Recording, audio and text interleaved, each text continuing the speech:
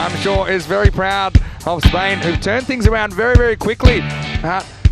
Basically chasing what was, I think, a pass score. Well, they had the umpire sitting down at one point, but it was the catching which would come into focus as always went early, and that brought the Perminator to the crease, and he started strongly. He started with two big Maximos, but then when he ran himself out, that's unnecessarily, you thought, well, that just might be a sign things were going pear-shaped for Spain. This was the one, you see, he was run out just fractionally, but clearly out. But this brought Hamza to the crease, and he would give a life of his own. And there were these two big moments. This was the first one. Miscommunication. The keeper puts it down, and the body language says it all from the Austrians. And then you saw a few balls flying out of here.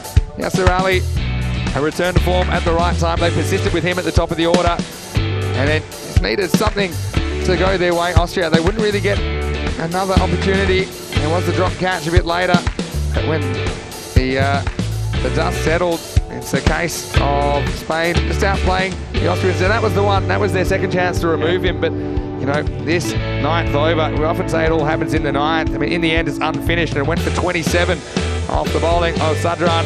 And the kids and the adults, they were both pretty happy with the result. But let's give credit to Austria as well for what they brought to their tournament. And Razamu Shigawa, we've loved the big hitting that they provided and the excitement. So it's sad to see Austria go, but they are the first team eliminated from Championship Week. And Spain will go on to play Italy later in the day. But before that, we have the England 11 versus Belgium. They're fighting for the double chance. England can secure it with a win in this game, and Belgium, well, I'll be hoping to do a number on England, a bit like they did earlier in the week. So please join us in approximately 15 minutes for that one. Here's the scorecard. Always Ahmed went early again. 5 of 3. Perman, well, he looked good, but then he ran himself out.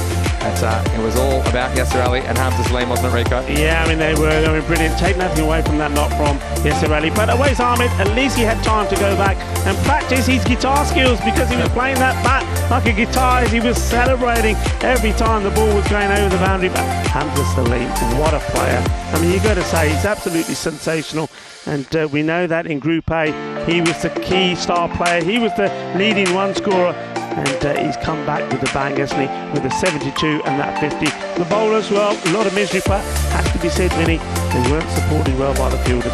Yeah, Garaya only went for 9s, but you see, no one really was able to bowl an over that would bring it under wraps. I mean, the cheapest over was Sahil Zadran, who's got them back in the game in the 8th, only conceding 5, but in the 9th, David Zadran just lost the plot. No ball +6, that always hurts. The free hit went for 4. Before you knew it, didn't even go to the last over. It looked certain that we would. Yeah. 27 off the 5 balls of the 9th over. That told the story.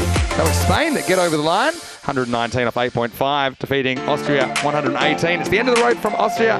From an Austrian point of view, Spain will continue to the 4th match of the day. And that match against Italy will come up after the England 11 versus Belgium clash. Coming up next, Michael McCann will be back in the box with Rico to take you through the second playoff game, the 3rd match of the day.